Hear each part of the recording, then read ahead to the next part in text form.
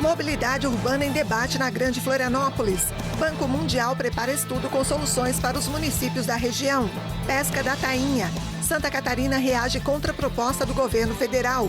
Cota de 800 toneladas para pesca artesanal é rejeitada pela categoria. Polícia Militar Catarinense inicia programa de segurança escolar. Retorno às aulas na rede pública está previsto para a próxima segunda-feira. No Rio Grande do Sul, mais de 400 moradias definitivas serão construídas em 11 municípios afetados pelas cheias do ano passado. População deixará Gaza nos próximos dias. Israel prepara plano para a saída voluntária da região após Estados Unidos querer assumir território. Tem os detalhes do esporte com a reestreia de Neymar ao Santos e a aposentadoria do lateral esquerdo Marcelo. E você vai ver ainda. Moradores de São Paulo sofrem com alagamentos. Muitos perderam tudo e se sentem inseguros em permanecer em casa. Essas e outras notícias a partir de agora no Pix News.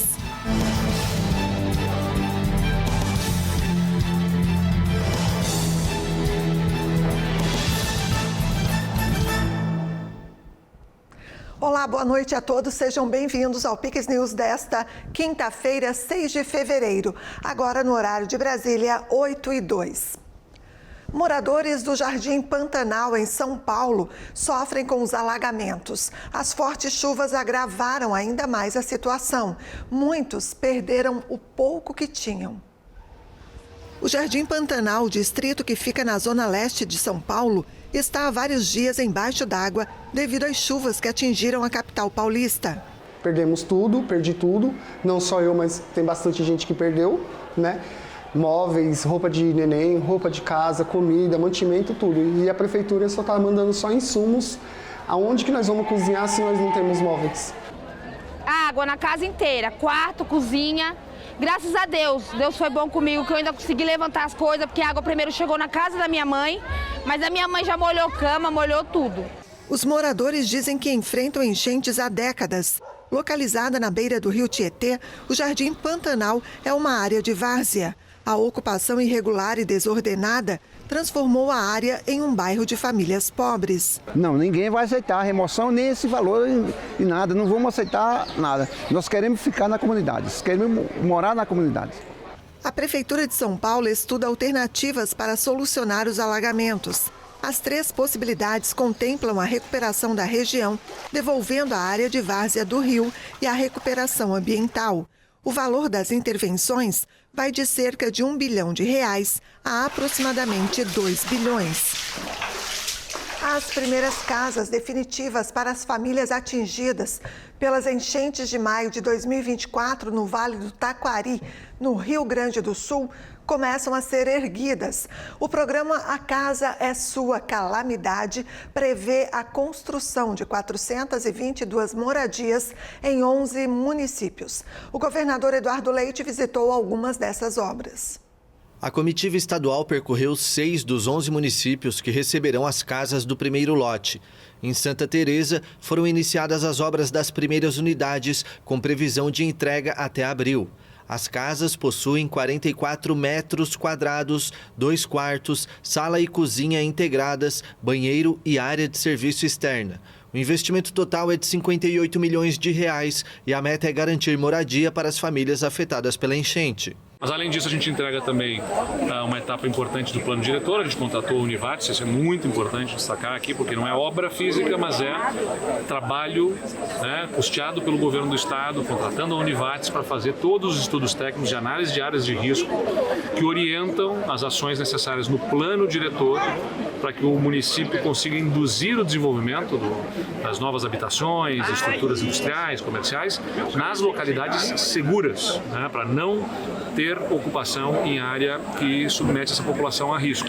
Em Mussum, o governador visitou o terreno onde serão construídas 80 moradias definitivas e conferiu a montagem de 50 casas doadas pelo movimento União BR.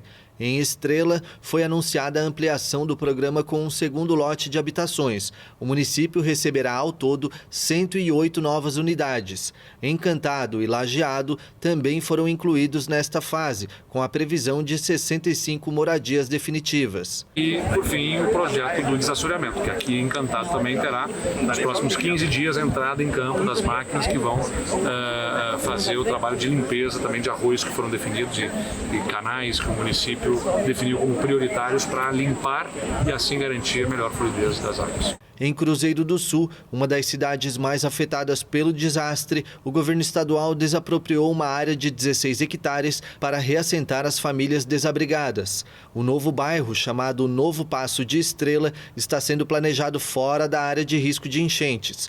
Enquanto as casas definitivas não ficam prontas, o local receberá moradias temporárias. O governo também realizou uma audiência pública para apresentar o projeto e discutir as melhorias na infraestrutura local. O governo de Santa Catarina liderou hoje uma reunião entre prefeitos da Grande Florianópolis e representantes do Banco Mundial. O objetivo é buscar soluções para a mobilidade.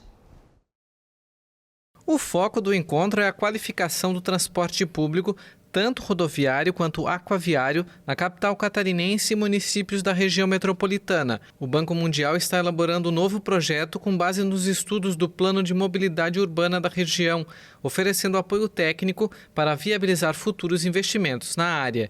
Nós, baseados nos aprendizados que tivemos também no outro projeto de mobilidade urbana, que já está em implementação na Foz do Rio Itajaí, sabemos que é importante ter essa conversa com as diferentes prefeituras para que estejam junto com o Estado, o governo do Estado de Santa Catarina, em implementar soluções de futuro que trazem mobilidade sustentável, de qualidade, que a população tenha consciência que nos próximos anos a gente vai estar trabalhando na preparação da concessão do transporte integrado metropolitano, que queremos ajudar desde o primeiro momento. Já começamos agora a preparar uma nova matriz OT que nos permite identificar qual é a demanda, mas queremos trabalhar também na situação precária do transporte de hoje e começar a planificar.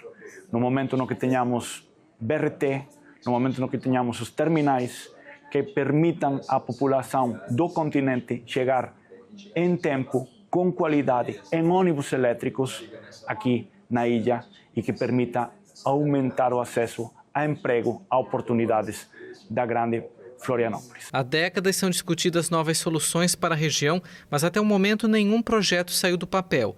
A reunião desta quinta-feira contou com representantes de secretarias estaduais, como de portos, aeroportos e ferrovias, e gestores municipais de Florianópolis, Biguaçu, São José e Palhoça, cidades diretamente impactadas pelas melhorias planejadas. No município de Palhoça, São José, Santo Amaro, Biguaçu, Florianópolis, vivemos situações muito semelhantes. Municípios que dependem muito do sistema de transporte, principalmente intermunicipal. O seu municipal não supre hoje, pelo seu movimento, o custo da operação, precisando que a gente tenha uma operação integrada como um todo, juntando os municípios, o municipal, o intermunicipal, para que nós tenhamos uma única gestão ou empresa e aí sim fazer com que possa isso viabilizar uma economia maior para o cidadão, um ônibus com mais conforto, uma estrutura melhor e mais adequada. Vivemos no passado grandes discussões sobre o assunto, discussões essas que iniciaram lá através do Plamus, que continuaram através da região metropolitana, mas que muito lá atrás a gente alertava sobre um projeto que parecia ser perfeito, mas que era inaplicável dadas as condições e realidade dos municípios e da região.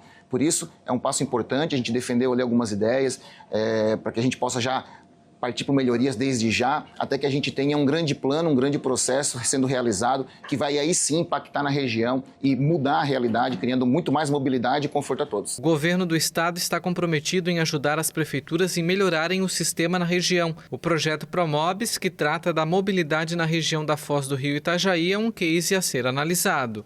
Então, poder compartilhar com eles a visão daquilo que já está acontecendo e dando protagonismo para as prefeituras, para que as prefeituras definam as suas necessidades, definam o que precisa ser resolvido, principalmente no assunto de hoje, que era a mobilidade, é para nós o papel do governo do estado, dar protagonismo para as regiões, para as cidades, para que com o apoio do governo do estado possa desenvolver os projetos e desatar os nós da mobilidade de Santa Catarina.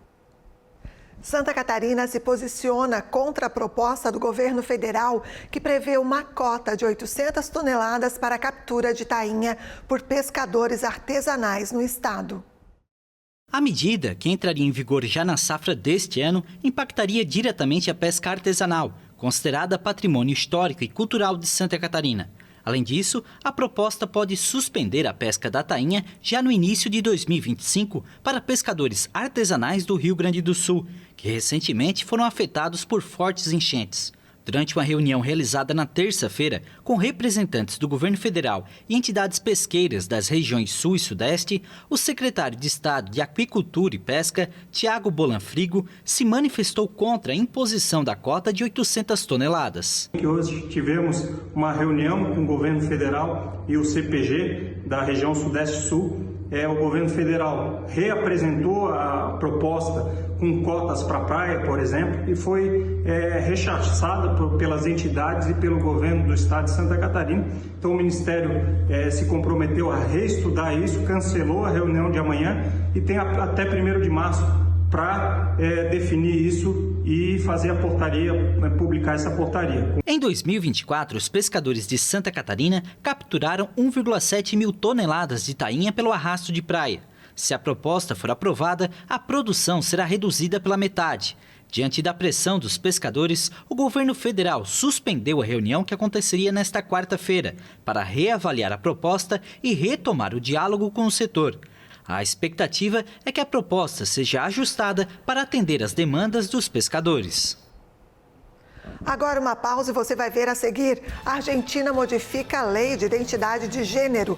Governo proíbe tratamentos hormonais e cirurgias de menores. E tem também esporte com os lances dos estaduais. A reestreia de Neymar no Santos e a aposentadoria do lateral esquerdo Marcelo. Nós voltamos em instantes.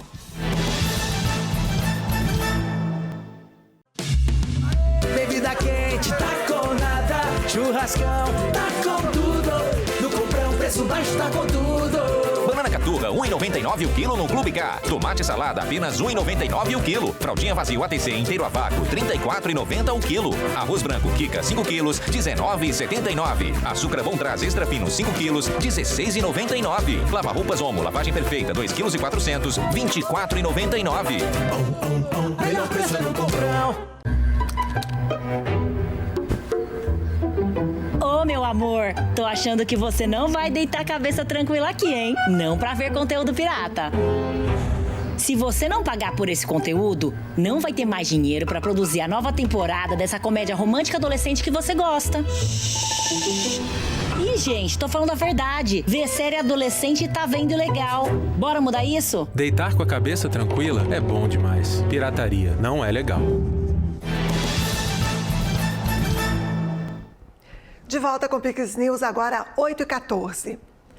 O mundo registrou o mês de janeiro mais quente da história em 2025, quebrando assim o recorde alcançado um ano antes. As informações são do Observatório Europeu Copérnicos. Apesar do fenômeno Laninha, que tem um efeito de resfriamento, janeiro de 2025 teve um aumento da temperatura média de 1,75 graus na comparação com o mesmo mês desde o período pré-industrial. O recorde coincide com o aumento das emissões de gases do efeito estufa provocadas pelos seres humanos. Os cientistas esperavam que o período excepcional chegasse ao fim, após um fenômeno El Niño quente ter alcançado o ponto máximo em janeiro de 2024 e da mudança gradual das condições para a Laninha, que é a fase oposta. Mas o calor prossegue em nível recorde ou quase desde então, o que gerou um debate entre os cientistas sobre quais fatores poderiam estar impulsionando o aquecimento para o extremo superior das expectativas. No mês passado, o Copérnicos afirmou que as temperaturas médias globais de 2023 e 2024 superaram 1,5 graus pela primeira vez. Os números não representam uma ruptura permanente do objetivo de aquecimento a longo prazo de 1,5 graus sob o Acordo do Clima de Paris, mas é um sinal claro de que o limite está próximo. Os cientistas alertam que cada fração de grau de aquecimento acima de 1,5 graus aumenta a intensidade e a frequência de eventos climáticos extremos, como ondas de calor, chuvas intensas e secas. Israel vai preparar um plano de saída voluntária da população de Gaza. A ordem para o exército vem depois que o presidente dos Estados Unidos, Donald Trump, falou sobre o plano de deslocar a população do território palestino. O governo de Israel ordenou nesta quinta-feira que o exército prepare um plano para a saída voluntária dos moradores da faixa de Gaza. O projeto está alinhado com a ideia do presidente dos Estados Unidos, Donald Trump, de deslocar a população do território palestino. O presidente republicano também sugeriu na terça-feira que os Estados Unidos assumam o controle do território, mas não revelou detalhes nem prazos para a proposta, que provocou indignação internacional e advertências contra uma limpeza étnica. Nesta quinta-feira, Trump afirmou na rede social que não seria necessário deslocar soldados americanos porque a estabilidade na região reinaria. Apesar das críticas internacionais, o ministro israelense da Defesa celebrou o plano audacioso de Trump e ordenou ao exército que prepare um plano para permitir que os habitantes de Gaza saiam voluntariamente. Um comunicado afirmou que o objetivo seria permitir a saída de qualquer residente de Gaza que deseje sair para qualquer país que os aceite. O plano vai incluir opções de saída através de passagens terrestres, assim como medidas especiais para saídas por mar e ar. Atualmente, os quase 2.400.000 habitantes de Gaza não podem deixar o território cercado por Israel e devastado pela guerra que começou em 7 de outubro de 2023, com o ataque surpresa do movimento terrorista Hamas contra o território israelense. Uma trégua está em vigor desde 19 de janeiro e permitiu a libertação de reféns do Hamas em troca da libertação de prisioneiros palestinos. O Escritório das Nações Unidas para a Coordenação de Assuntos Humanitários afirmou que o acordo também possibilitou um aumento considerável da ajuda humanitária para o território, onde entraram mais de 10.000 caminhões nas 2 semanas desde o cessar-fogo. Agora, Israel e Hamas, com a mediação do Catar, Egito e Estados Unidos, devem negociar os detalhes da segunda fase da trégua para acabar de maneira definitiva com a guerra e libertar os demais reféns que continuam vivos. O governo do presidente argentino Javier Milei anunciou que vai modificar a lei de identidade de gênero no país. Com a mudança, cirurgias de redesignação de gênero e tratamentos hormonais estarão proibidos para menores de 18 anos. Estas intervenções a que as crianças estão expostas representam um sério risco para a sua saúde, tanto física como mental, uma vez que implicam uma interrupção no seu processo de maturação. Além disso, em muitos casos, os efeitos desses tratamentos e cirurgias são irreversíveis. A lei, aprovada em 2012, permite atualmente que menores de 18 anos tenham acesso a esse tipo de tratamento, desde que tenham autorização dos responsáveis legais ou o consentimento de uma autoridade judicial. O porta-voz presidencial disse que países pioneiros como Reino Unido, Suécia, Finlândia e Estados Unidos estão voltando atrás ao proibir menores de passar por esses processos. O governo decidiu proibir transferências em prisões devido a mudanças de gênero. Isso significa que se um condenado estiver em uma prisão masculina, ele não pedirá mais para ser transferido para uma ala feminina, só porque se considera como tal. As palavras do porta-voz da presidência da Argentina provocaram uma reação de grupos de defesa das diversidades, que disseram que podem recorrer à justiça. Os anúncios acontecem 4 dias após grandes protestos em Buenos Aires e em outras cidades argentinas, convocados por grupos feministas e LGBT, em rejeição às declarações do presidente Javier Milei no Fórum de Davos, contra o que ele chama de ideologia de gênero. O presidente equatoriano Daniel Noboa e a candidata da oposição Luísa González vão se enfrentar domingo em um duelo pela presidência com um desafio fundamental: acabar com a guerra entre gangues criminosas que lucram com o tráfico de drogas.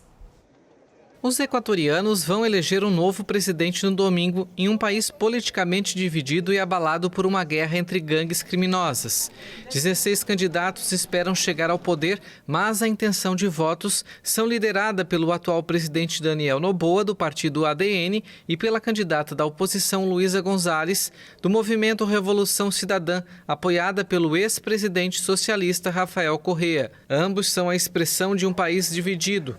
Noboa é presidente desde novembro de 2023, após derrotar González em eleições extraordinárias para completar o mandato de Guilherme Lasso, que dissolveu o Congresso e convocou eleições antecipadas para evitar ser destituído do cargo. Aos 37 anos, ele é um dos governantes mais jovens do mundo e ganhou apoio com a imagem de um político duro contra as drogas. Não é só uma eleição, é uma luta contra a desigualdade e o passado. É uma luta contra o tráfico de drogas, o crime e contra a preguiça. No outro extremo está González, apoiada por Correa, que se aspira a ser a primeira mulher eleita presidente do Equador. Correa mora na Bélgica desde que deixou o poder em 2017. Ele foi julgado à revelia por corrupção, condenado a uma pena de 8 anos e é alvo de um mandado de prisão, mas nega todas as acusações. González tem uma agenda que promete maior segurança e respeito aos direitos humanos. Hoje levantamos o olhar e o rosto, não estamos satisfeitos com as circunstâncias e vamos mudar o que está acontecendo no país, vamos mudar a nossa realidade. Bem atrás dos dois está a candidata Andréa González. Nas últimas eleições, ela foi companheira de chapa do ex-candidato presidencial Fernando Villavicencio, que foi morto a tiros ao sair de um comício em Quito em 2023. Mais de 30 políticos foram assassinados nos últimos anos no Equador, onde candidatos relatam ameaças e andam pelas ruas cercados de seguranças. A maioria das pesquisas prevê um segundo turno, então é provável que o país de 17 milhões de habitantes só conheça o novo presidente em abril. O órgão que administra o Canal do Panamá desmentiu o governo americano sobre uma possível isenção para que os navios dos Estados Unidos atravessem a infraestrutura oceânica. O governo dos Estados Unidos garantiu que os navios do país não vão pagar para atravessar o Canal do Panamá, uma afirmação desmentida pela autoridade gestora da infraestrutura. A diplomacia americana afirmou na rede social X que a medida constitui um desconto de milhões de dólares por ano para Washington. Apesar das declarações, a autoridade do Canal do Panamá, um organismo independente do governo criado para administrar esta via estratégica, rapidamente desmentiu o anúncio americano. A controvérsia ocorre dias depois da visita no último fim de semana ao Panamá do secretário de Estado dos Estados Unidos, Marco Rubio, que afirmou que o país centro-americano tinha oferecido várias concessões. Rubio afirmou ao governo panamenho que não era justo que os Estados Unidos estivessem em uma posição de defender a via interoceânica e, além disso, precisarem pagar pelo uso.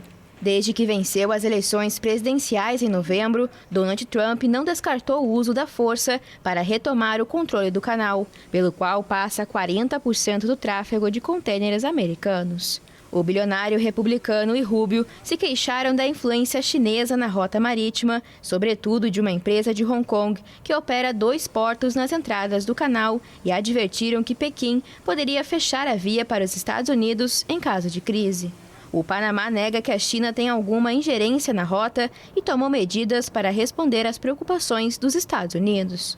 O presidente José Raul Mulino, depois de uma reunião com o chefe da diplomacia americano, disse que o Panamá não renovaria a participação da iniciativa do Cinturão e a Rota, o principal programa de construção de infraestruturas em Pequim.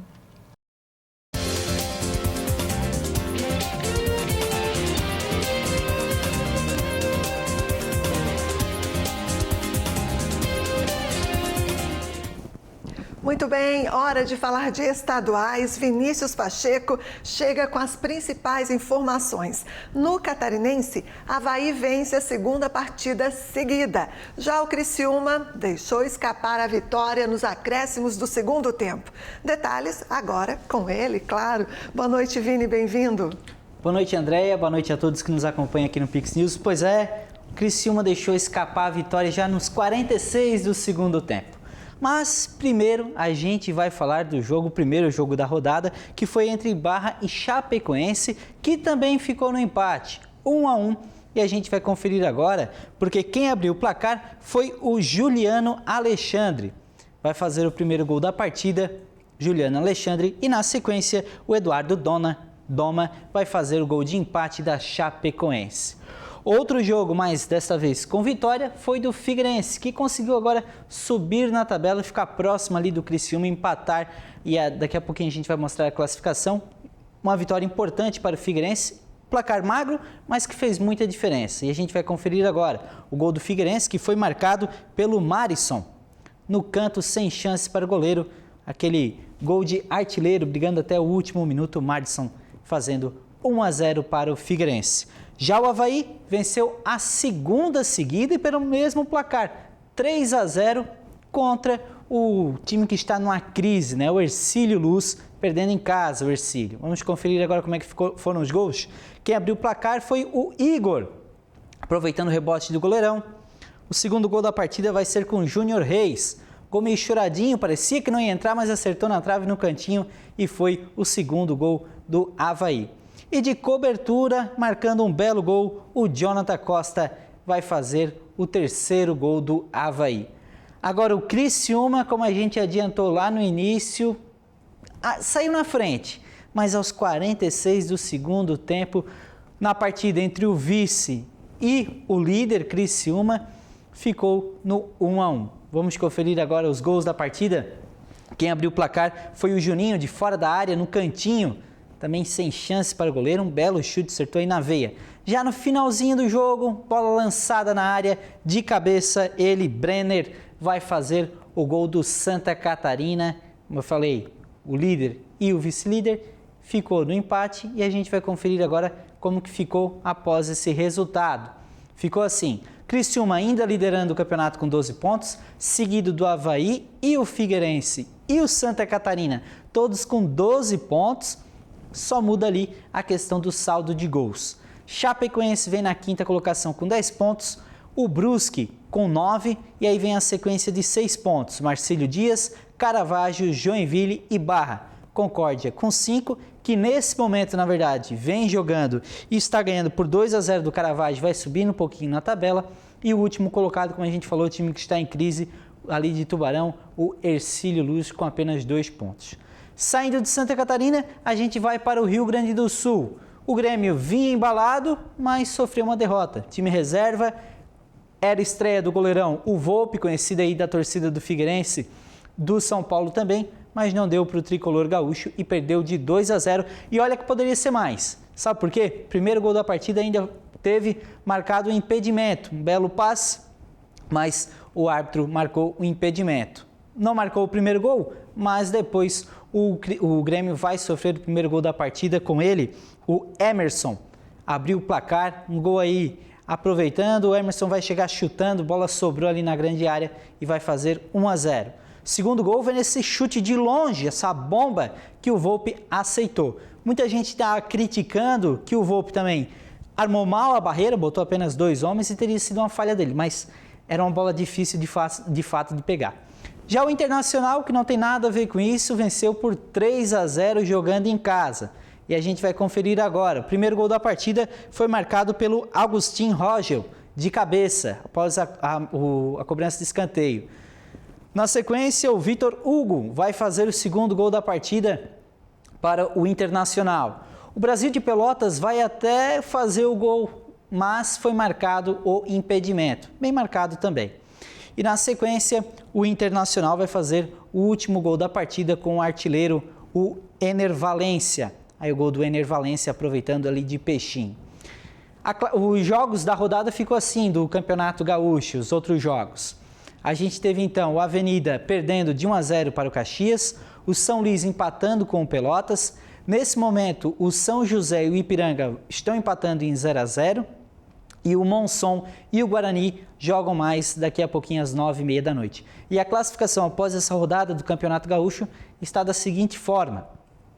O Grêmio vai liderando o Grupo A com 10 pontos, o Internacional liderando o Grupo B com 13 pontos e o Juventude liderando o Grupo C com 12 pontos. Saindo do Rio Grande do Sul, a gente vai lá direto para o Rio de Janeiro. Tivemos mais uma rodada ontem, tivemos também vitória de 5-0 do Flamengo, Vasco, Botafogo também estiveram em campo e a gente vai ver os resultados aqui agora na tabela. O Bangu ficou no 0-0 com Boa Vista. No clássico entre Vasco e Fluminense, melhor para o Fluminense de virada. Tivemos também o Flamengo vencendo de 5-0 contra a Portuguesa. Madureira e Sampaio Corrêa jogaram hoje à tarde, ficou no 1-0 para o Sampaio Corrêa. Volta Redonda já está em campo, até o momento estava no 0-0 e o Nova Iguaçu e Botafogo jogam logo mais às 9h45 da noite. A classificação do Campeonato Carioca está da seguinte forma. O Flamengo está liderando após a vitória de ontem com 13 pontos, seguido do Volta Redonda, Vasco da Gama e o Sampaio Corrêa. Lembrando que esses 4 primeiros são os que se classificam para a Copa Guanabara. Então, o Fluminense e Botafogo estão fora.